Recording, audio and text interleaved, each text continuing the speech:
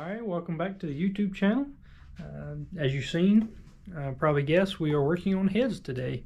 We're going to be going through doing a valve job, lapping the valves, making sure all that kind of stuff sealing good. And then we'll set up, we'll measure our install height, check spring pressures, all that kind of stuff, make sure we got them set up, and then check coil bind clearance, all that kind of stuff for the lift of the cam. And we should have our heads done and assembled today and be ready to go into our short block. Make sure to like, comment, subscribe, click the little bell so you get notified when we upload a new video. And if you like, drop a comment or something or other about things you'd like to see in future videos, and we'll see what we can do to make it happen. But we'll continue on Project Orange Blaze, and we'll see you in a little bit. Alright, so we got our head set up in the machine, got it all leveled. We got our pilots, which are a solid carbide. We got it set up in our valve guide, and then we have this little digital angle sensor that we can use to make sure the head is level front to back with the spindle of the machine. And then we can check side to side angle on the pilot, especially for cannon valve stuff. And then we can take and actually tilt the head of the machine side to side to match that angle. And then we've got our little tool holders here, and we've got our intake cutter blade set up on there, if you can kind of see that. But it's got multiple angles on there. You can kind of see with the way the light hits, you can see the multiple angles. And then the same thing with the exhaust, except we use a radius on the exhaust. So right below the seat angle, it just goes to a radius. On the exhaust, we use a radius. It just helps exhaust flow and being able to get that gas out of the cylinder and out through the exhaust.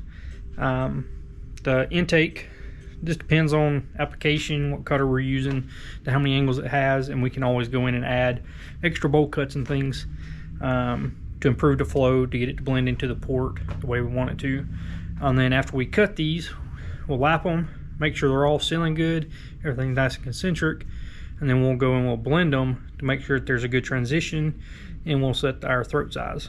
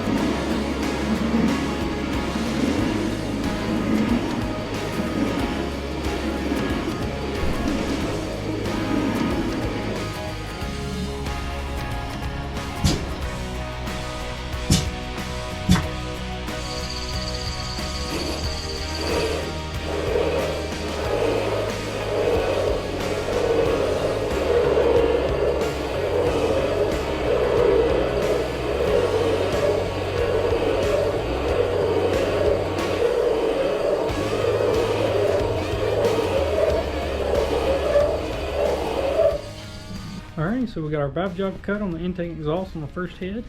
We're going to go ahead and put some Dykem on the seats, lap the valves, just make sure we got good contact all the way around.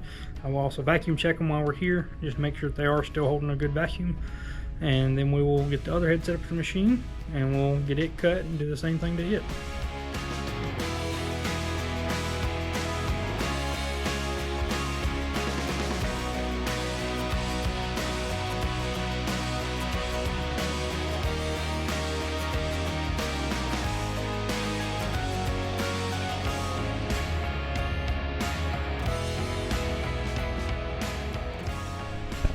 So on the intake, you can kind of see everywhere it made contact.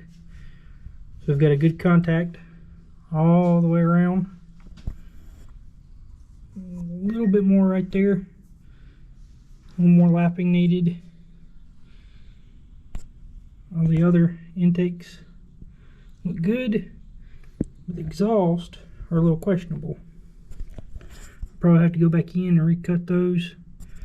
There was just something off, probably in the pilot. You can see they only cleaned up about halfway around. So that's one thing we like about lapping them with a sealing machine, is if we do see something that's off, we can go back and recut it without having to reset up everything again. So I'll go ahead and recut these. We'll relap them, verify, and then we'll vacuum check them. Alrighty, we got all the exhaust situated now. I'm going to show you that everything is nice and lapped in, making good contact all the way around. Next we can drop some valves in and vacuum check, just to make sure that they do actually hold a vacuum. It does make good contact with lapping, but we just like to verify with the vacuum to make sure that it is holding.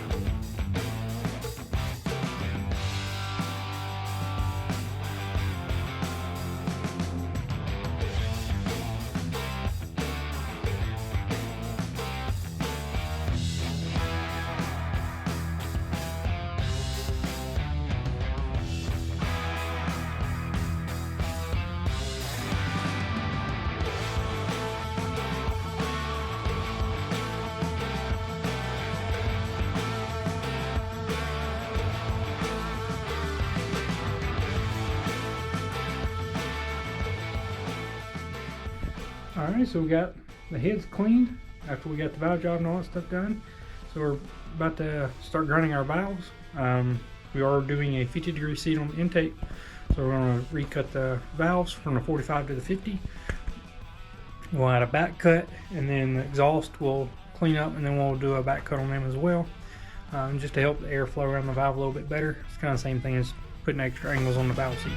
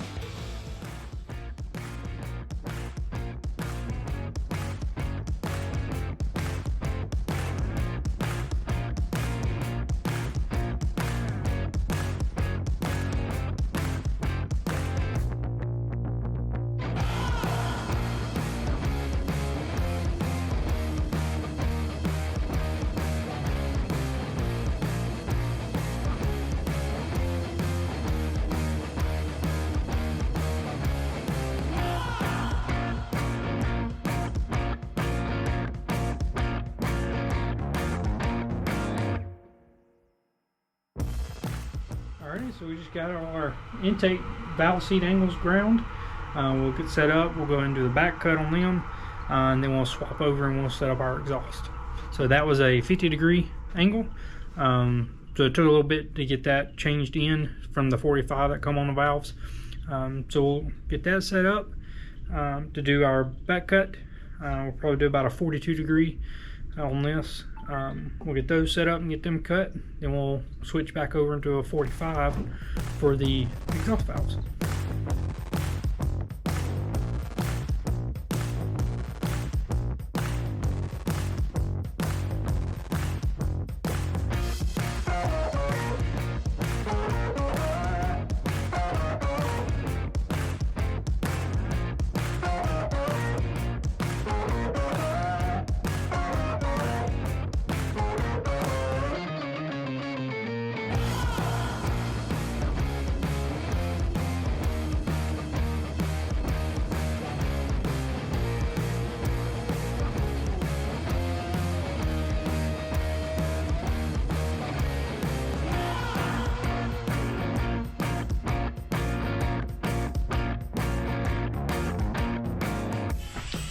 So we got the heads final cleaned and they're dry and everything. We got them set up.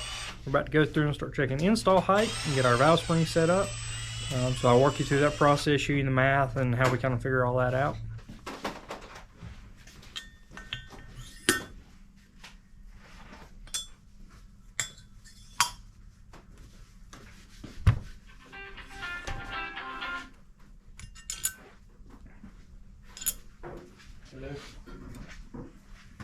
So you always want to use the retainer that you're actually going to be using. And we've got a PAC racing spring install height mic. And then since this is a stepped retainer, you want to make sure that it does sit flat. We get that installed. Get our locks.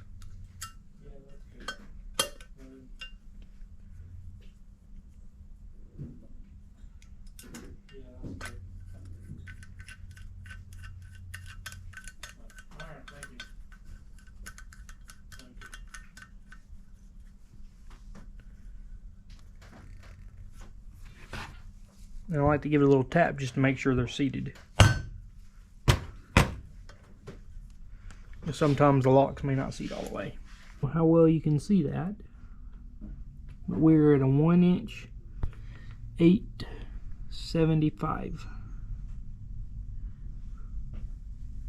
This is 50 thousandths per rotation, or some are 100 thousandths per rotation. So you just have to make sure that you're reading it correctly.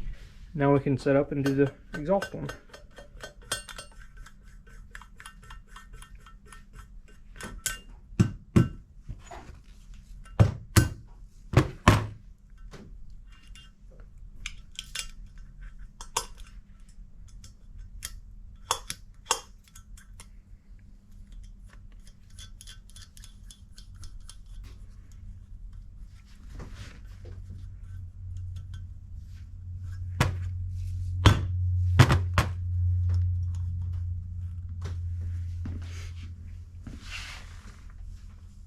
We're 1-inch 860. So then we can take, and I'll write down everything, kind of show you the math on how we calculate this, just so y'all can see exactly how we figure out our coil bind clearance, and then we can figure out exactly what shims we need. Alrighty, so we've got our install height, which is 1,875 on the intake and 1,860 on the exhaust. We know our coil bind height is 985, and we know our valve lift is 775 and 765. So to figure out our coil bind clearance, you take your install height minus the coil bind height minus your valve lift, and that gives you your coil bind clearance. So for ours, we've got 115 on the intake and 110 on the exhaust. So we like to shoot for about 60 on the coil bind clearance. So we'll use a 45 shim or a 15 and a 30 under the intake and exhaust, and that puts us at 70 on the intake and 65 on the exhaust. We have to use increments of 15 because that's all the shims they make. Then this one's 15, then there's 30 and there's 60. So we'll put a 15 and 30 together to get us our 45. and that'll get us right where we want to be as far as where we can get it. And then we'll set up our valve spring pressure checker, and we'll check our valve spring pressure, see what they are on the seat and where we are at open valve lift, just so we've got an idea of exactly what those pressures are, and then we'll make note of that. And then we can also, during refreshes and things like that, we can check spring pressure and see if they're starting to fall off, and if they are, then we know the springs are starting to get tired and we can put new ones in. So it's just more checks, just to make sure everything's staying good and healthy and we don't have no issues down the road. Alrighty, so we're going to go over checking our valve spring pressure. We've got our valve spring pressure checker set up. I'll walk you through how we set our height and everything, and then going through and checking the pressures. So we want to take our install height mic and set it up to what it was on the head, which is 1825 on the intake, with our shims installed. You can bring this down, and then we can zero our caliper, and then we can put our spring in here. So at 0, we know that's where our seat pressure is going to be.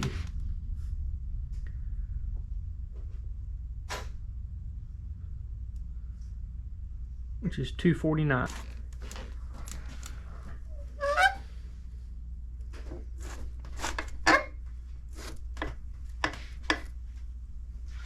We've got 878. So now we can set up and do the exact same thing for the exhaust. We always want to use a retainer, especially when there's double springs, because that step is going to push on the inner spring differently than if we just done it flat.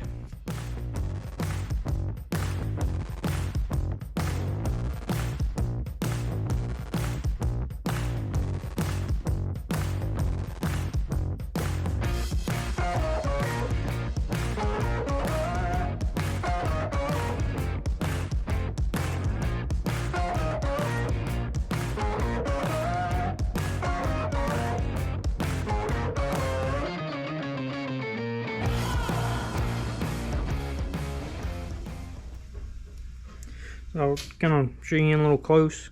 You can kind of see our valve angles that we cut. So you can see the seat angle right here at the bottom. And you can see our back cut up here closer to the stem. And the same thing on the exhaust. You can kind of see that. We got the seat angle and then our back cut angle, and then it goes into the back of the valve.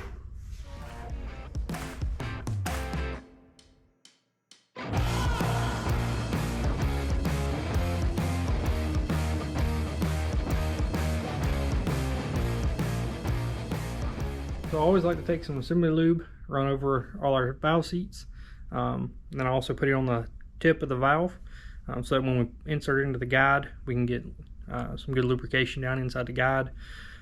This just kind of helps provide some lubrication on first startup and everything until we can actually get oil through the engine and where it can actually get down to the guides and everything, because we obviously don't want to stick a valve, especially on a fresh engine.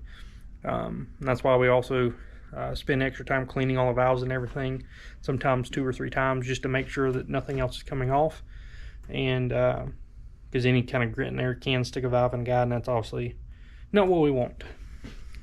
So you're gonna see I just put a little bit on the tip so that it kind of run down the guide or the stem, and then obviously just coat the seats with it. A very thin coat's all you really need. And then as we insert the valve into the guide, we'll kind of spin it and go in and out with it just to kind of make sure that we get good coverage over the whole guide. And you'll kind of see as I put all the valves in.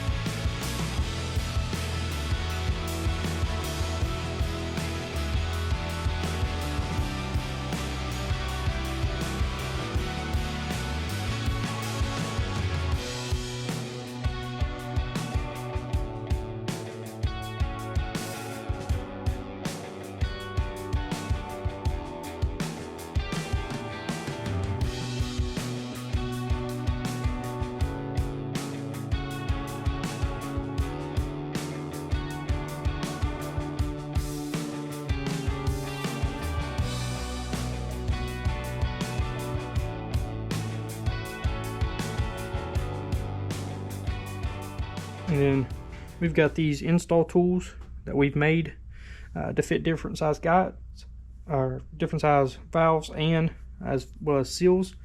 So the main counter bore fits over our guides. Then this step is what seats right over the little spring of the seal, so that way we can press up here where it's flat and where most of the strength is. So this is how we install them. We just use a hammer to kind of tap them down on there.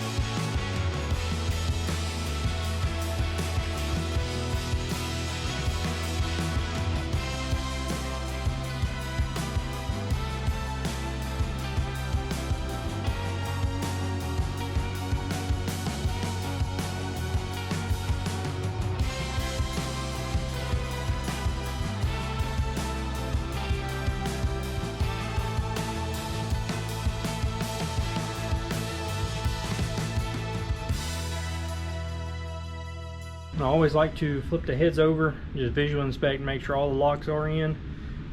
Sometimes doing it this way is harder to see the locks, but just make sure everything is in the way it's supposed to be, that nothing looks out of place, and then we can correct that before we just forget about it.